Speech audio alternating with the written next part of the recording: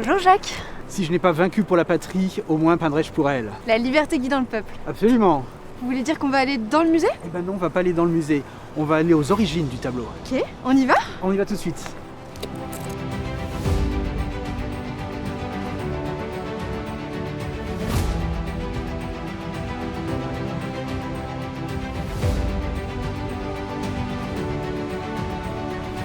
Une chose assez fascinante, c'est que aujourd'hui ce tableau, La liberté guidant le peuple, c'est devenu presque un symbole de la Révolution française, alors que pourtant il n'a pas du tout été peint pour représenter la Révolution française, mais bien les Trois Glorieuses.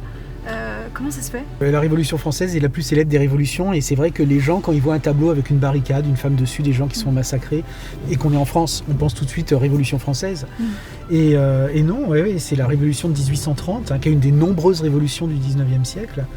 Et Delacroix, de toute évidence, ne savait absolument pas que son tableau allait devenir une sorte d'icône comme ça, de la liberté, de la révolution, de la démocratie, de tout ce qui va avec.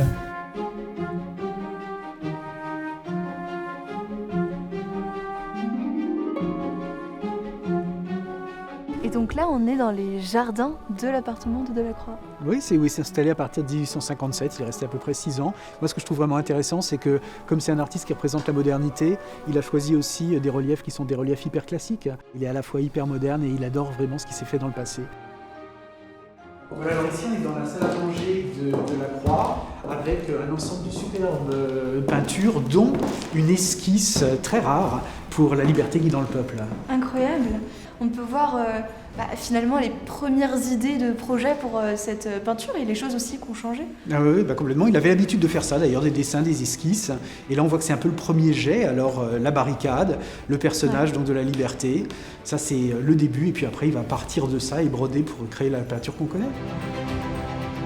Merci beaucoup Jacques, c'était passionnant. Écoute, c'est un plaisir. Et du coup, maintenant, on va où? On va voir une autre œuvre. Allons-y.